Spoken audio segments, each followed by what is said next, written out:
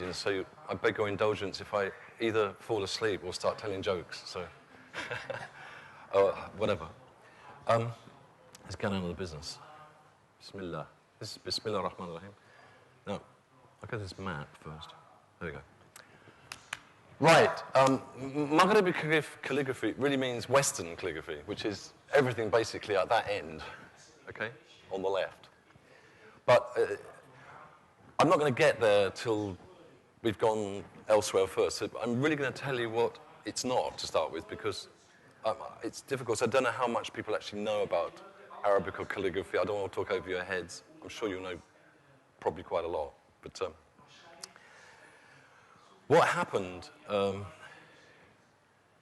basically 1926, I think, when the Ottoman Empire finished, the whole kind of cultural core of Islam moved to Cairo. And Cairo was the place where the new modern Arabic Islamic state was being born. And everything about the Arabic printing, film, music, newspapers, everything was suddenly pouring out all over the Arabic-speaking world, or the Muslim world, if you like, as well. So suddenly, like, someone in Morocco who had been writing in his local scripted form, or maybe in China even, suddenly they were being bombarded by what is now considered as modern Arabic script. It's what everyone sees, and they think this is Arabic.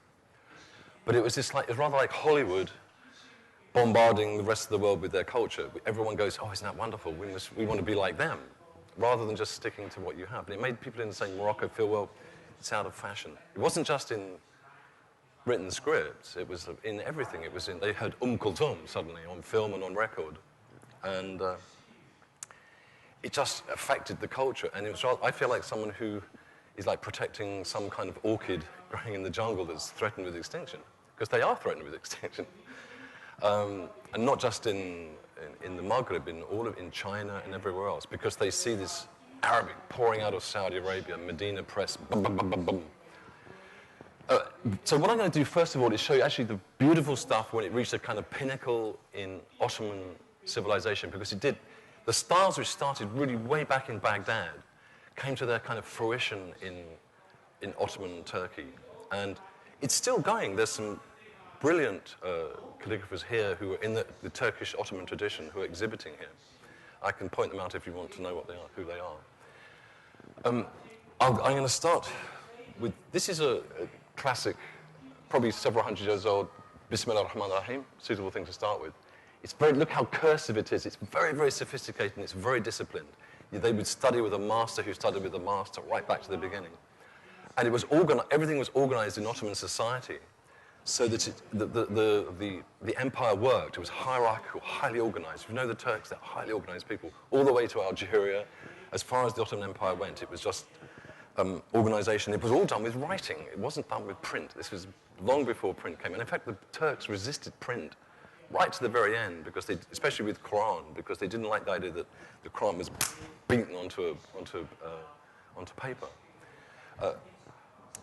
So you have this very, it's sort of standardized in a sense. I mean, the individual calligraphers were brilliant, but it was to conform so you could have, for instance, you would have a building filled with maybe 100 calligraphers who could write in one style which was similar, which would work. If you wanted to have a book copied, you would take it in, they would divide it up into sections, they would all write it, put it together in a book, goes to the bindery, and you've got a book that looks like it's written by one calligrapher.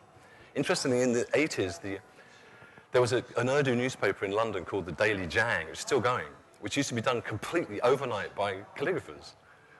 Hundreds of men writing, and it looked like one newspaper, you know, it was amazing. And overnight, they all lost their jobs because they put computers in. I knew these people, they didn't have any work. I don't know whether they could probably go back to Pakistan or become train drivers or something. But it was, the calligraphy was disciplined, it was highly sophisticated, and everybody in society believed that, you know, to be a calligrapher meant accomplishment. The sultans, the viziers, the pashas, everyone had to be a good writer, a good calligrapher.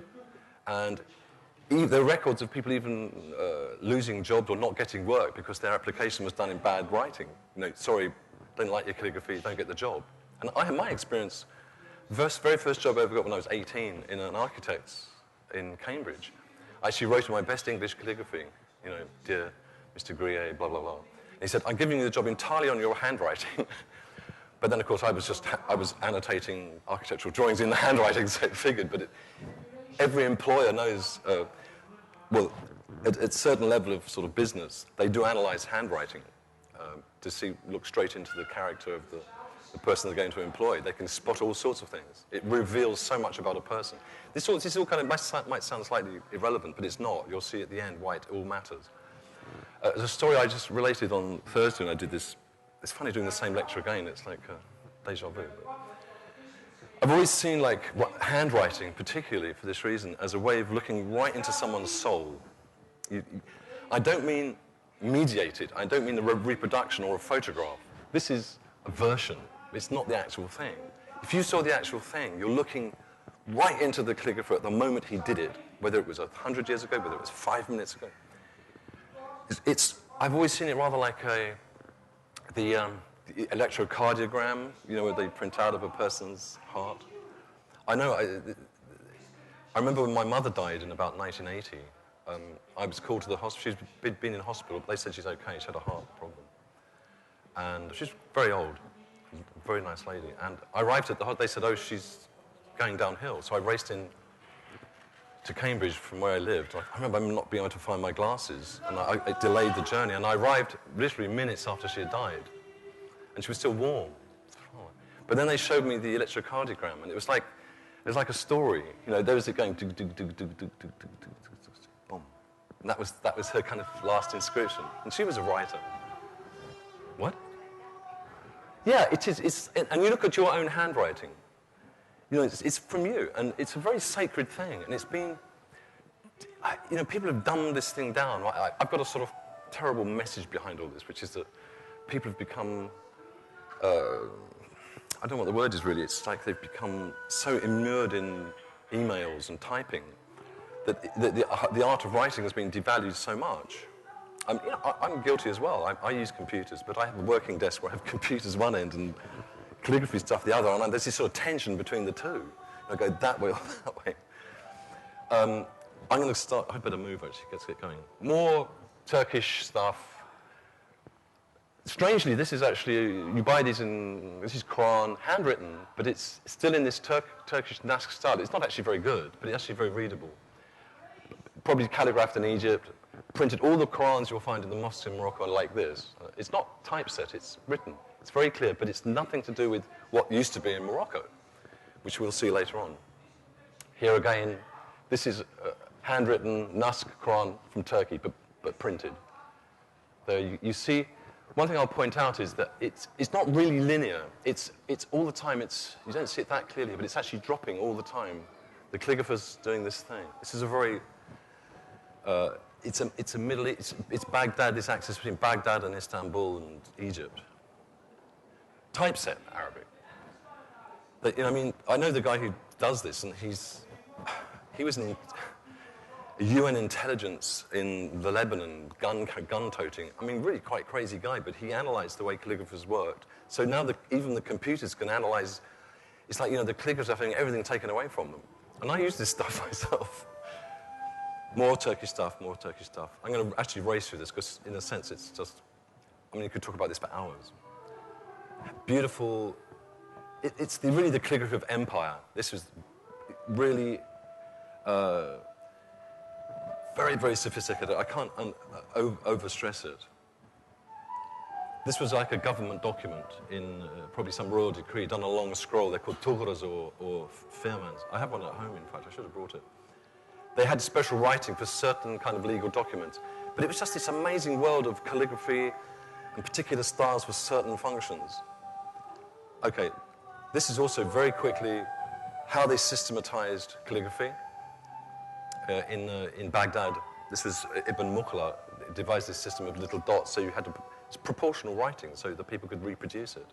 This was full of more stuff. Oh, the craft, very nice little paper. Everyone had their little pen, and that was for like a blotting paper actually. You pour the powder on like a podium, and put on the ink so it would dry it. It was high technology, but nothing to do with electricity or machines. But the Turks are wonderful in this sense. Probably the cutting tools of some sultan, because they're gold, and so on. Gold burnishers, the kind of pens. It's high technology in that sense, compared to what we're going to see at the other end of the Mediterranean.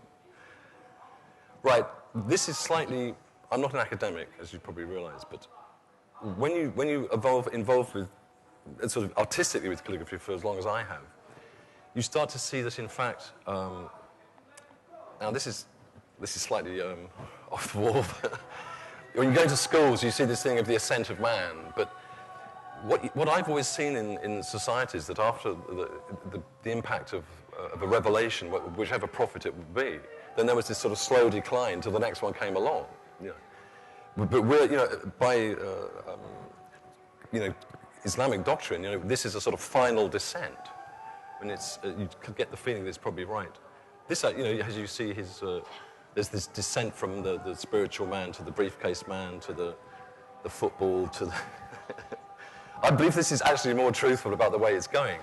It's not that I don't believe that these inventions which have replaced what we've lost is necessary. It's just that there is this decline, and everything that comes is replacing something that we've lost to make life possible. People say that about radios, and when radios were introduced when people lost the facility of some kind of intuitive hearing. The radio appeared, it was an inside thing that manifested outside. Television as well. All of these things. And what are mobile phones? What are mobile phones? When I was younger, people the Sufis used to walk around with little tasbihs, and they were like kind of mobile phones. Now we used to have to wait for things, and it's just this strange thing of the technology replacing handcrafted things, and it's just become a kind of like arts and crafts thing now rather than a necessity. Whereas before, because printing and machines, things like this, it's actually very recent in human history. Before then, there was all this other, people had to find other ways of doing it. And I'd always thought, I was doing this course in Spain teaching people about these things, and it's quite difficult because it's so enormous. It's like the whole history of civilization when you go into the history of writing. But you need to understand Maghrebi calligraphy, you need to see the whole picture. And I'm sure you know some of these things already, but 3,500 BC, you get some of the first writing. So we're over in Iraq, appropriately, the beginning, maybe sort of ending there, I don't know. Very early cuneiform, you see. It's like suddenly it became necessary to write things down because the nomads became sedentary. And then that's only when it became necessary to write things down. There were actually quite perfunctory things like laundry lists or rent or stocks in warehouses. I've just gleaned this information. It's quite well known. Here again, cuneiform. And it's done... I've actually tried this little wooden wedge-shaped thing. You stick it in wet clay, and then it dries, and you have it. And this is some of the earliest kind of visible, recorded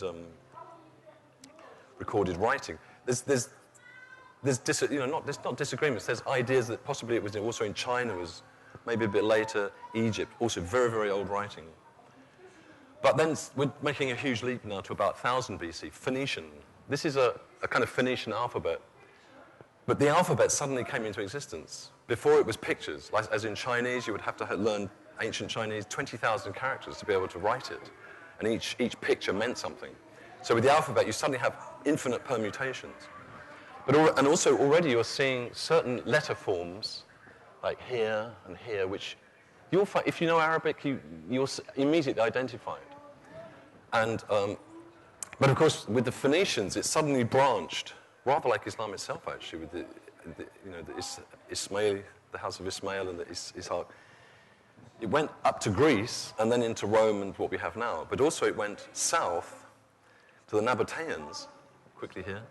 Oh, this is quite interesting here, because you have here, like, the Arabic, what is modern Hebrew, and the Phoenician. Aramaic fits in here as well, but there's these certain letter forms you start to kind of emerge, which are common. In Hebrew, you have the nun, but actually, I'll try and find it in some of the early Kufic Arabic. It's the same, exactly the same letter. There's this kind of a connection between languages, which is just as a calligrapher, you spot these things. You say, "Hang on, that's there. It's all kind of one thing." This is actually Nabatean. They're starting to join up the characters, and you can feel it already starting to move to Arabic. But it's quite crude. when it moved into, it's long before the revelation, the Prophet's revelation, but the Arab tribes probably had some kind of cursive writing, but it was very, very crude, and there's no record of it. But amazingly, this is actually Arabic, but it's primitive. It's rather like if you teach children to write Arabic. This is how they write. And it's very beautiful because they're very pure forms. I think that's true, isn't it? Like they sort of write in this way and it's thrown away. Here, it's in some museum and it's worth millions of pounds. Also, very early forms of Arabic, maybe letters, certain characters, like you see the kaf at the top. This is the long thing stretched out. People are starting to play with the letter forms, but it's still very functional stuff. It's no real importance to it. Now, this is when it gets really interesting. This stuff was released from the Topkapi fairly recently. It's actually leather, and it's actually the calligraphers of the Revelation. I don't know how you can see it in the slide. It's really appalling. For once, I wish the sun wasn't out. In fact, you can't see it at all. I can see it on the screen here. It's lovely, but there again, the letter forms are almost childlike. But the point is that these letter forms continue right through to when it arrives in Muslim Spain. It's very simple. It goes first of all through Kufic. I can see better than that. Can you see anything? It's just a blur. Here again, very hard to see. Never mind. I can't pull the curtains. It's just impossible. All done on leather. Can you see here? I can see a bit, yeah. A kaf, you see. Now this would have been like written down with some kind of homemade ink. As you know, many of the things were done on, the revelations were recorded on bone, on wood, on leather and so forth. And suddenly the importance of course, the actual written Quran emerged in the time of Uthman ibn Affan because they had many different versions of Revelation, and they had to decide on one version. And when that happened, of course, they burnt everything else. And then, you see, you have about the Quran as written by Uthman ibn Affan in the Topkapi. When I first saw this, I couldn't believe it. Because it's suddenly a document of importance done in this sort of monumental writing. Now, if you can photograph in your mind's eye these letter forms, you will see this direct connection right through North Africa into Muslim Spain. It's become a craft. It's become stylized, but look very linear. But the little red blobs here are just actually harakat. It's indicating vowels, whether it's an a or an e or an u. They say this was the Quran that Uthman ibn Affan was reading when he was martyred. So you're in the first decade of, certainly in the first 20, 30 years. I mean, it's incredibly old. And if you attempt to write this stuff yourself, it's remarkable because there can't be many scripts which you can write which are 1,400 years old, which actually are used and understood. I might be wrong, but this again is probably a more cursive kind of Arabic from that time. What? Yeah, please. Yeah. Well, Tashkil is really, obviously, like an aide-memoire. The actual script was really like a kind of shorthand. It's just the Arabic letters itself, because they knew it by heart. The written thing was just a kind of reminder, so that there was no argument. The Tashkil, they're using Tashkil. On this one, I don't think there is any, this particular version. The one of Uthman ibn Affan, which is probably about, I don't know, the same time, because no one actually knows exactly when these were done, does have Tashkil, the little red, because I think that Quran was used as a definitive text, so they had to put voweling. But you see, as you know, there was 4 riwayas of Quran, and some of the voweling is different, but equally valid. You know, Warsh and Qanun and Hafs and so forth. I mean, so much has obviously been lost, but it was quite an early thing. But it wasn't Tashkil as you know it in the Ottomans, which was lines and sukuns. I think that people have invented these things just to make it make it simpler to read because we just don't remember things as well. What I meant by things declining is that we don't remember things the way the older generations did. I mean, if you went to Mauritania now, you'll find people with actually prodigious memories. People were required to memorize whole books to enter into some kind of university. Even the Qarawiyyin in Fez, I think, even now requires Hafiz of Quran. In the time of Ibn Ajiba, they had to not only be Hafiz of Quran, but also know the whole of the Ihulum ad-Din of Al-Ghazali by heart. You learnt the whole book. And one interesting story was, it's fine. There used to be a library in Cairo, and they used to lend out manuscripts before people just sold them. And there was one man I heard of that went on Hajj. This is many, many years ago.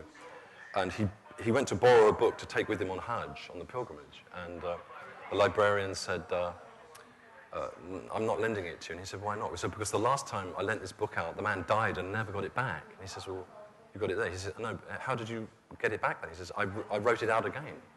The librarian actually knew the book by heart. It was some text. It wasn't a Quran. But, you know, we've had our sort of cerebral cortex is filled up with something else now because we have the capacity to remember things. I mean, certainly Mauritanians have this incredible memory, and they know books of law and of hadith and everything. It's all up here. And they use books as well, of course. And a race on. This is actually what happened when it went east, in fact. This is actually kind of version of Eastern Kufa. If I go through this in. Now, here we're starting to go west towards Andalusia. This is when it starts to get really beautiful. And these are the ones when you actually see them in the flesh, literally in the flesh, because they're written on vellum. You see, I first saw some of these things in the World of Islam Festival about 1976. And you can't really, this doesn't do it any justice because it's got beautiful coloured tashkil here, as you say. And you can actually, if you know the part of Quran and you have a comparative, you can actually figure out what the words are. But it was still really just a sort of almost like a shorthand because they used to hyphenate the words. The Ottomans are absolutely forbidden in Ottoman calligraphy to hyphenate words. You don't break them, you have to sort of stretch it out to fit or do it on the next line. But here, I don't know this is an example, but it could be. They would just come to the end of the line, start on the next line and carry on. Sorry? Well, that's an interesting point because, I mean, you just said the different versions of Kufi, because there was no sort of structure of society which meant people weren't sort of saying this is the way it should be. You know, people copied a book because they wanted it themselves. And this is the process which has sort of been forgotten now because people just go to Ryman's, get some paper and get it photocopied. And up to not that long ago, people had to copy a book out by themselves. We'll come to some of these things later, but it's a very... Most of sort of civilized history involving writing has been involved with copying. And that's why every madrasa had a khatat, someone who taught writing. I mean, they have manuscripts written by Ibn Arabi, for instance, by hand. Everybody could write. Any scholar, anyone of education had to write. And of course, in Andalusian Spain, there was very high rates of literacy. Very high, unlike now. We have neighbors in Spain who, the woman of 85, she's having to go learning to read and write at 85. And it's quite serious because they just ignored education. It really breaks my heart to see this dissolved out here. It's beautiful. I think it's one of these things, you see a page and if you're an artist or a calligrapher, it's a way of filling it, but it's got meaning, this is the point. And it's real, it's done with love, you know, it's done with real kind of passion. And you feel it when you see it. But when you see the actual thing, as I was saying earlier, it's not some book of it, you know. You've got to see it. It's like meeting the person. Okay, more of this Kufic stuff. You can see how they all vary slightly depending on the calligrapher. It's rather like all you have different handwriting styles. I mean, if you wrote your handwriting, I'm not what do they call it, something, an orographer who interprets a character from handwriting, but you would all have different handwriting styles. Similarly with calligraphers, but you know, there wasn't that much writing done in the state. They used this kind of monumental writing for principally the Quran because it was the principal text of the state, of the law, but they had other documents. I mean, the Prophet himself, sallallahu alaihi wasallam, he wrote many letters. Well, he didn't write them. His secretary, his name I've just this who had been ex-Jewish secretary, used to write his letters for him. But these were kind of monumental things, and they've lasted 1,400 years because they were on vellum, and they knew how to treat the stuff to make it last. Because I think that probably the Jews in Medina had their own text. They knew how to preserve and treat paper, vellum, because paper and other things came much, much later. I think they used to write on papyrus for just notes, but papyrus never lasted. It would crumble after in the heat and time. There's not, I mean, this stuff is stuff you see in museums. People have some things in private collections. This is probably in Rabat, but this is the stuff that was coming out of Kairouan in Tunisia, which was a great center of learning. You know, we're talking about within the first 50 to 100 years. It all happened very, very fast. If you've ever been to Kairouan, there's this enormous mosque there. And it was obviously once, not many people in it now, but it was once a great center of learning. This is actually very interesting because this is, suddenly this great monumental writing starts to get all bunched up, and the noons, which were previously of this, like the Hebrew noon, starts to curve around. And it's taking on a style. Here's a picture, it's in the Khalili collection. This is you can't see it that well. I'd love to see the origin of this, because also suddenly the Kufic is starting to become a text, because there weren't that many texts to start with. There was basically the Quran and what was known by heart of hadith. I'm not sure when they started to write hadith, but as the knowledge increases and the sciences of Islam increased, so the need for writing increased. And then, of course, paper came at a certain point when the Muslims went to Samarkand, and there was some civil dispute, and they actually captured some paper makers and took them back. Because they knew how to make paper, but the Chinese also used to use silk predominantly for paper. But the Muslims started to introduce cotton, and it was made much cheaper, and then it became freely available. And so the increasing need for knowledge meant that paper, which could last, became a major industry, right up to now, in fact. And the people who came into Andalusia, and we've just entered Andalusia, incidentally, the people in Andalusia developed papermaking, and some of the papermaking in Andalusia was the best in the whole of Europe. This is actually an inscription from the great mosque in Cordoba they founded. There again, you see, it's just this very elemental Arabic, which is, you see how different it is from the Ottoman calligraphy, which is so, Islam had reached this sort of empire, and it was the sultans, and it was hung on walls, and because obviously they didn't like to use images. Anyway, let's move on. Now we're up into sort of, I think this is from Valencia, Quran. Suddenly we're into the real thing. This is the real, if it has a style, because every calligrapher had a separate style. But they seem to imitate each other's conventions. And it's a very easy way of writing. And when we were teaching this in Spain, we had students coming down who said, "Oh, I'm not an artist, I can't write." I said, no. Just look at this, copy it. It's in lines. You don't have to do this fancy Ottomanic stuff. And, I'd give a few lines of something similar. And people, in a couple of days, they were writing very beautiful Arabic. Because what is considered as like modern Arabic styles now are actually very difficult to do beautifully. And a lot of modern Arabic handwriting is actually quite ugly. A lot of Arabic typesetting is ugly. That's from Granada. This is a Quran. I was off the internet, so it's rather low quality. You can see how much they started bringing ornamentation. It's getting sophisticated. The culture's growing. Andalusia is starting to happen. And by the 10th and 11th centuries, it's like this great beacon of knowledge and light and industry. There's one record of, in one suburb of Cordoba, there were 170 women calligraphers copying Quran in Kufic characters. We found this in a historical record. Women calligraphers, you see, as for the last lecture. And I think they played a big part in that. There again, if you wanted to have a written Quran, you had to copy it, or you learnt it by heart, but you had to actually physically copy it, because you couldn't come by like a Thames and Hudson printed version of it. This is really beautiful. This is on paper. It's in some museum somewhere.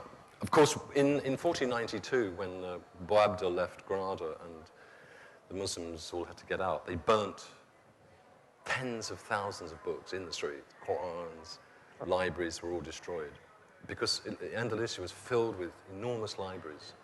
Some of hundreds of thousands in private ownership. And at the time, in Northern Europe, probably the biggest library was thought to be in a monastery in Gaul with 50 volumes.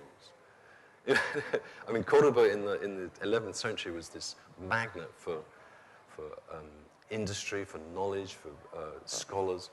And I know of a record of, at that time, there was Saxon and Scandinavian kings would send their children to be educated in Cordoba.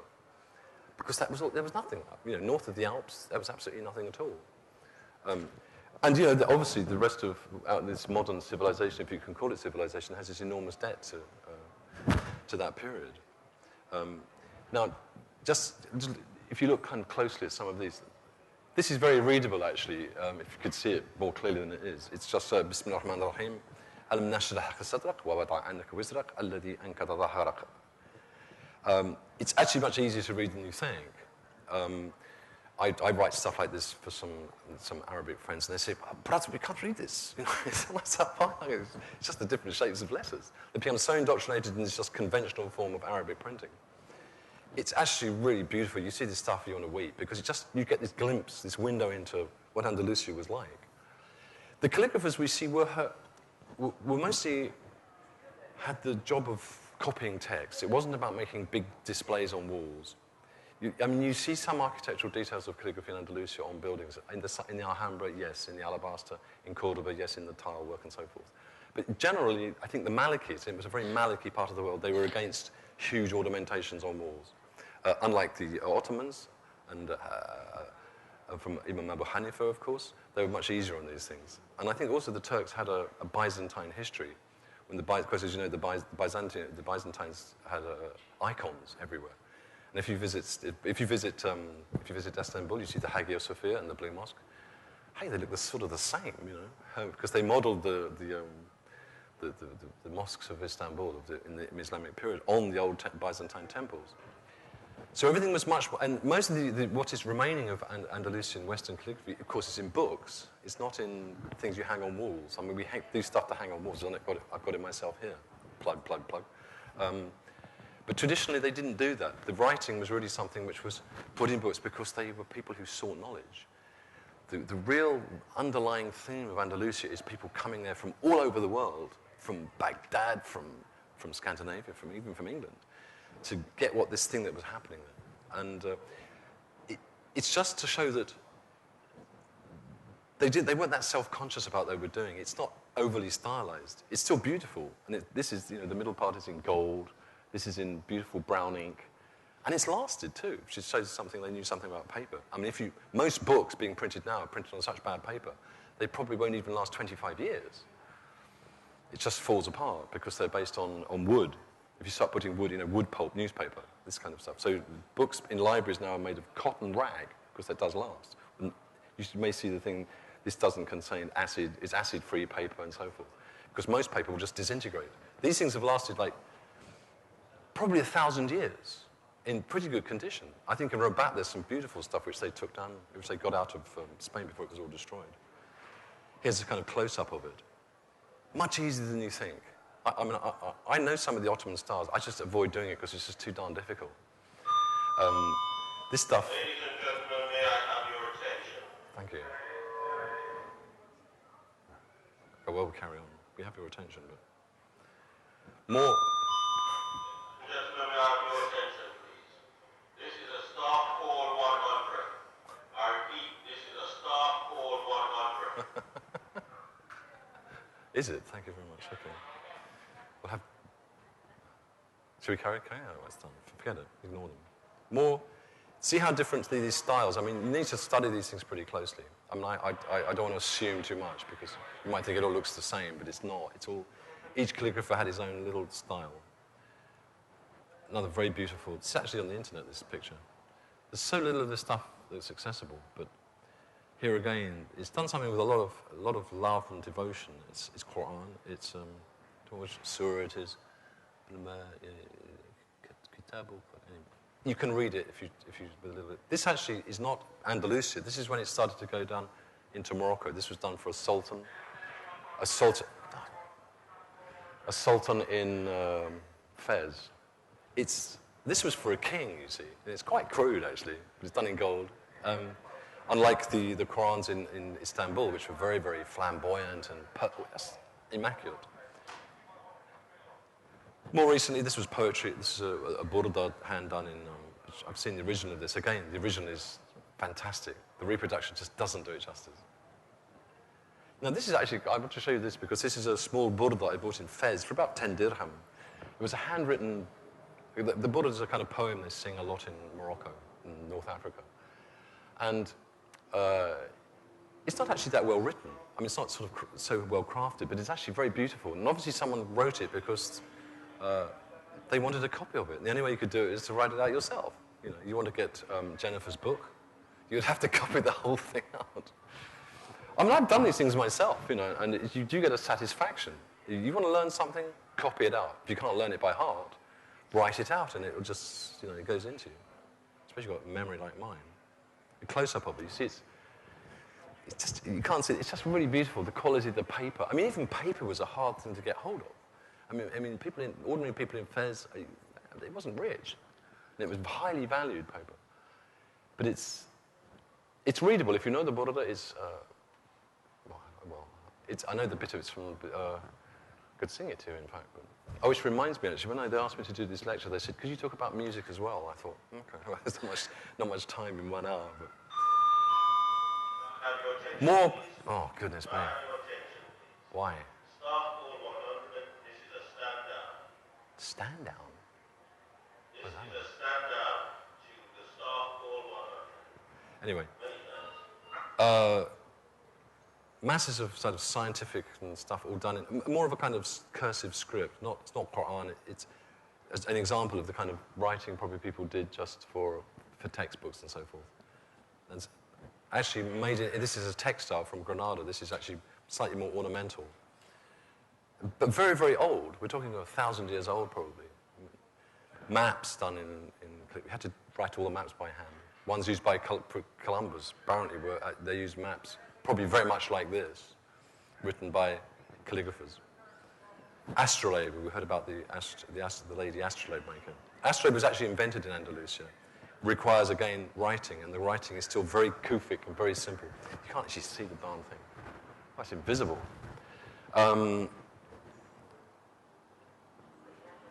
This is an astrolabe.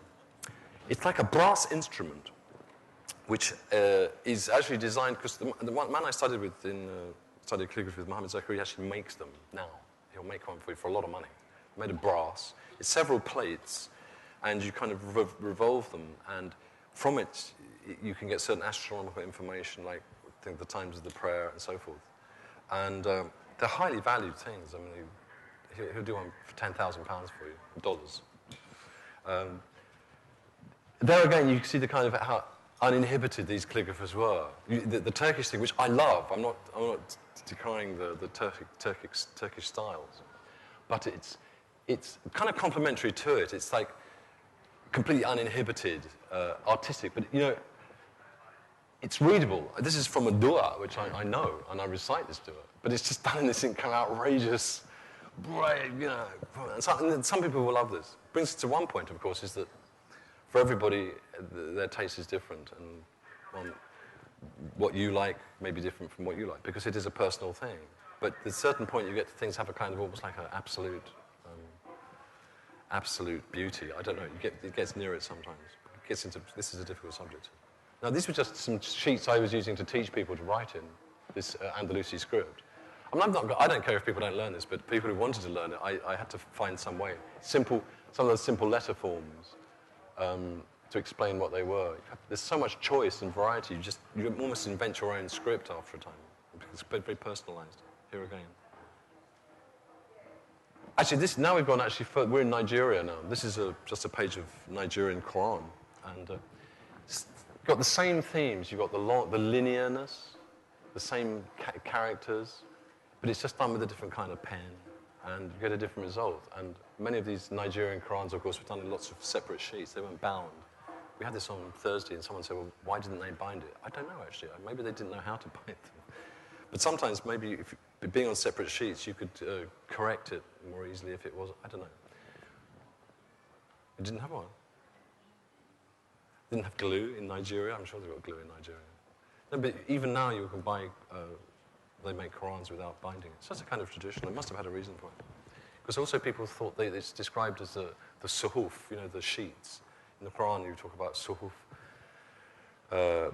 Revelations were done on sheets. Suhuf. Maybe they wanted to have sheets of Quran. I don't know. It's an interesting point. This was actually this is a book I did about 30 years ago, which was really a kind of, we're talking Maghrebi calligraphy, and this is the West. We live in the West, and I was given this job to write out this whole diwan of calligraphy.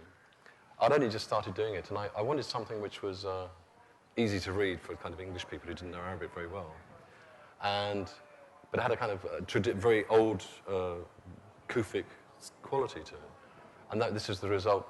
And most of the stuff I did at that time, I wouldn't dare to show it. I probably destroyed it, but it kind of because it used these elemental forms like the caps and the shape. It's so old really that it doesn't really date. It doesn't get out of date. I mean, it's different from some of the more twirly stuff you saw. It kind of takes us towards the end of it. That's a kind of close-up of it. And it's actually very readable. It's very, especially if you don't know Arabic, compared to the Turkish styles. Now, I really found that whatever that means. The calligraphers always used to write poems about their art, and sometimes incredible detail. Because we were talking about this teaching in poetry, which is quite important. Maybe we did it so they could remember it, but.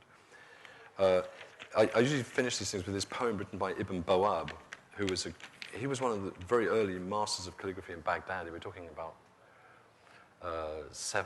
about 800, 900 AD. AD. And he wrote this beautiful poem about people learning calligraphy. This isn't really to do with Maghrebi calligraphy specifically, but it gives you an idea of why you yourselves could actually start doing it. And why you shouldn't think that, well, you're no good, you can't do it. Oh, I don't do it because there's so many good people, I just go back to use my felt tip pen. He says, "Oh, you who want to write a calligraphic hand and desire to write and draw the letters well, if you are truly desirous of mastering the art of writing, pray that your master make it easy for you. Prepare a calamus, which is a pen, a reed, that is straight and strong, capable of fashioning elegant writing with craft. If you propose to nib the calamus, aim at applying to it the greatest symmetry, look at both ends of it, and then nib it, at the end where it is thin and narrow. Give the part of the calamus that is nibbed a moderate size, neither too long nor too short." This was in Arabic poetry, of course. "And make the split precisely in the middle of the calamus so that the space nibbed on both sides of it will be exactly equal. Eventually, when you have done all this carefully, as the careful craftsman who knows what is wanted, then turn all your attention towards cutting the point. For cutting the point is the crux of the procedure. Do not beg me to reveal its secret. I am chair of its secret, a thing concealed. But the sum total of what I want to say is, the point should be something between oblique and round. Stir the ink in the inkstand with soot that is treated with vinegar or verjuice, whatever that is, and add to it red pigment that has been diluted with orpiment and camphor. Eventually, when the ink has fermented, go to the clean, pleasant, tested paper. After cutting it, press it with a press, so as to remove all traces of crumpling and soiling. Then make patient imitation your habit. Only a patient person achieves what he desires. Begin by writing on a wooden slate, wearing it out, with a resolution kept free from haste. Do not be ashamed of your bad writing. This is the bit I love. Do not be ashamed of your bad writing. When you begin to imitate the letters and draw lines, the matter is difficult at the beginning, and then becomes easy. Many a thing that is difficult at the beginning turns out later to be easy. Eventually, when you have achieved what you have hoped for, you will be filled with joy and gladness.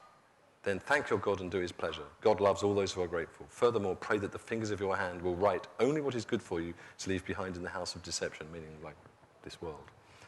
Everything a man does, he will be confronted with on the morrow, when he is confronted with the written decree on the day of resurrection." There's nothing more really to say. It just sort of said it all, really. Thanks very much. If you have any questions, please tell me. I think we got a bit of time, a few minutes.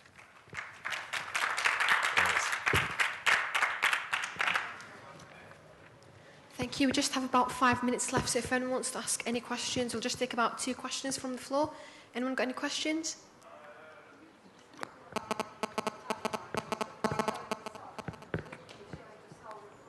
Can you speak a bit louder? Yeah. Please, could you please explain more about the calligraphers, that you can see the soul into the calligrapher? The soul of the calligrapher? Well, I mean, it's not rocket science. I mean, I mean, you know when someone writes you and you see their handwriting, you get a feeling of who they are, if you think about it. I mean, the Victorians learned copper plate writing, and it was very standardized. And people, what they learn in school, you know, you can tell what kind of school they went to at least. But it still tells you. I mean, my writing's appalling, actually. And I've got letters from the master calligrapher I studied with, and his letters to me are hardly readable. But when it comes to the Arabic, it's like, you know, it's like these surgeons who twitches, you suddenly when they cut, they go absolutely. And I'm rather the same, you get lazy writing. But,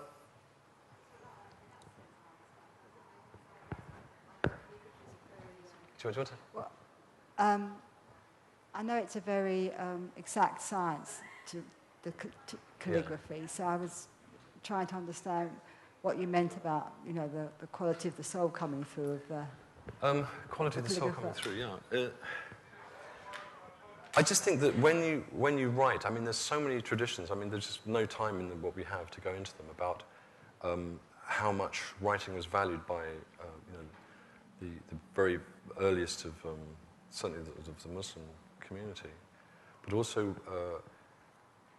it's something so kind of sacred thing almost, that you have the ability to put this thing onto paper at that moment, which is why it really. It's almost like a prayer. It's like a religious practice. It's like a dhikr to write, which is why really when you write, especially things of Quran, you would be ritually pure, tidy, clean, because it's an act of remembering God. And for instance, the Jewish scribes used to have to take complete submersion baths, I think 3 of them, before they were allowed to start writing. And now everything is just done so casually. Because what you do in preparation to write goes into what you do. I mean, everything, it's like the essence of your being, so it goes into that thing. And if you see something scrappily done, it tells you a lot about the person. If someone's taken time to prepare, and the calligraphers spend a lot of time, if you go and see some of the samples here, you'll see, look very closely at the paper, not the stuff I've done, but some of the guys from Mohammed Imadin from the paper, it's absolutely beautiful. They polish it, you treat the paper with various secret ingredients. And then it's burnished, sometimes for days, till it's absolutely like a mirror. And then when you write on that, I remember Mohammed Zakaria, my teacher, said that, he said, if you make your own ink and your own pen, and you prepare your own paper, it's like, what was it like? Kind of like a divine music when you write. Your own ink is better than any ink you will buy. This is what he was saying. It's why. I mean, it's a kind of really big subject, actually. And you know, we need to kind of research and write a whole book on it. All I can say is that if you tried it yourself, prepare I mean, with some of my students, I would tell them to do this. Don't just sort of sit down and do it. Like, you know, okay, pen. Get yourself together, but, you know, do some dhikr, even do some prayers. And just clean everything, and it'll be different. Whatever you do in preparation for what you do, it doesn't matter if you're doing a painting or knitting or building a house or taking a photograph, you know. Prepare yourself for that moment, and it'll be different.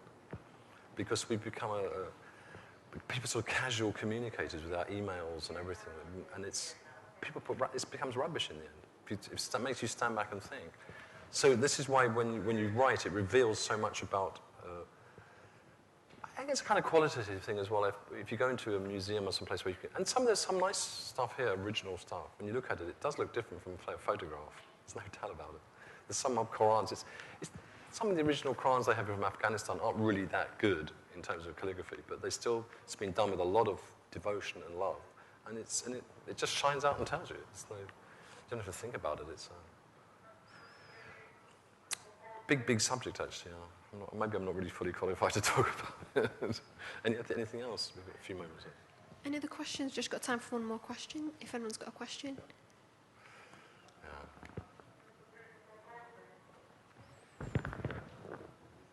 I think we've finished, actually.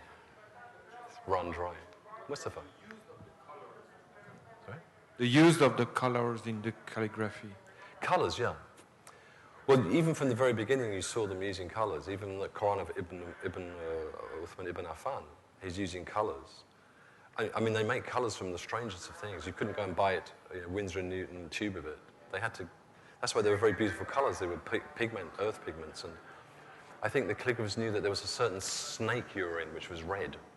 Well, they crushed certain insects, you get certain colours, and they would. And that's why they have that beauty. Modern colours are very chemical. And obviously, the more time and more money people spent on their projects, they would put more colours into it, and gold, and not so much silver, they used gold. I mean, I think the sophisticated Qurans really came out of dynasties where they had sultans who would pay to do it, and then you had to have... whole Qurans have been done completely in gold. In fact, I think the one of the calligraphers here from Syria, he did a Quran completely in gold for some client in Kuwait. It's an artistic thing. One person's going to do it different. A woman calligrapher might illuminate it in a different way from a man. And illumination was actually largely done in the Ottoman Empire. It was done by a special illuminator, not by the calligrapher. In fact, the calligrapher was like he was a superstar. And they would have the paper maker, and then they had the illuminators, and the calligrapher would come and swan in, and do his bit and go out. It was considered as a sort of secondary thing. Well, no, not a secondary. Then you had the binder and so forth.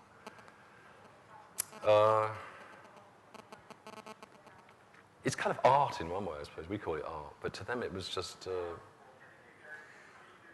beauty. They just beautify things. I mean, Allah is the beautiful, and people need to beautify. There's a lot of ugliness in the world, and you need to beautify everything you do. Whether it's photographs or just beautify your prayer or beautify your house. And I don't think it's anything more complicated than that. For some people, the Turkish stuff is fantastic. Other people, they don't like it. They like the funky Moroccan stuff. But for me, it all kind of all adds up. It's all complementary. I'd just like to thank Abdul Latif for the session that he did, and I'm sure you all found it as fascinating as I did, and I'd just like to thank you all for coming, and I hope you enjoy the rest of Islam Expo. Thank you.